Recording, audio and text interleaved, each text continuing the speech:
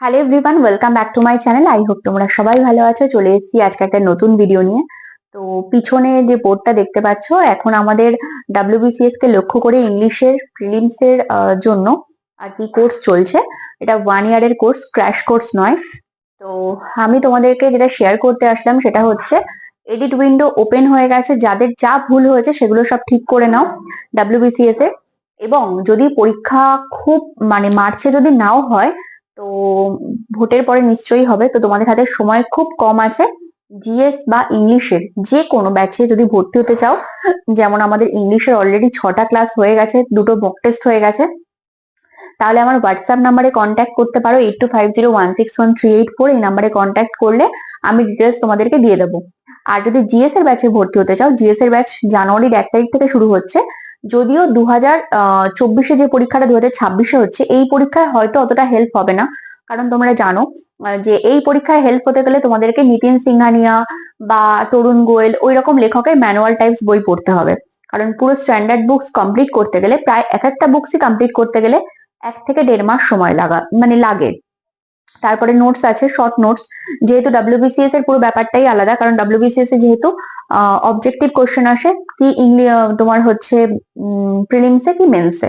তো সেহেতু তোমাদেরকে খুঁটিয়ে পড়তে হবে, নোটস রেডি করতে হবে। তো সেক্ষেত্রে নোটস দিয়ে পড়িয়ে বুঝিয়ে, এবং সব চ্যাপ্টার তো লাগে না, কিছু সিলেক্টিভ চ্যাপ্টার লাগে ডাব্লিউবিসিএস এর ক্ষেত্রে, সব বইয়ের থেকেই।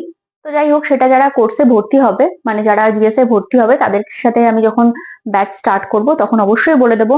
যেমন পলিটির মতো বইয়ে সব চ্যাপ্টার লাগে না, পলিটিতে কিছু ইম্পর্টেন্ট চ্যাপ্টার লাগে, কিছু সিলেক্টিভ চ্যাপ্টার লাগে, তো সেগুলো আমি অবশ্যই বলে দেবো।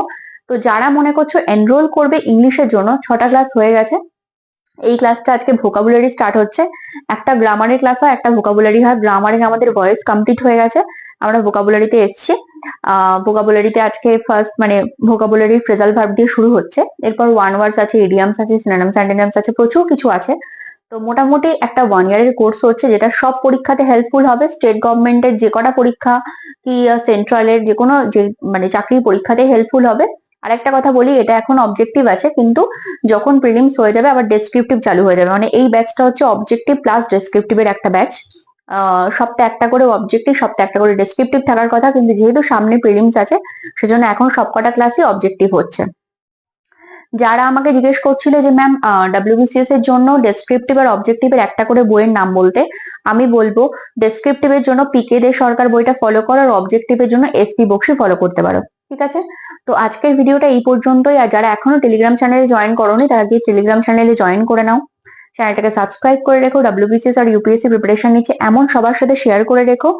আর হচ্ছে, যদি কোনো রকম কোনো কিছু প্রবলেম হয় about your preparation, comment section খোলা আছে, কমেন্ট সেকশনে মেসেজ করতে পারো, আমি অবশ্যই দেখে দেবো। আর যারা মনে করছো পেড ব্যাচে জয়েন করবে, তারাও কিন্তু হোয়াটসঅ্যাপে গিয়ে কন্ট্যাক্ট করতে পারো। ঠিক আছে?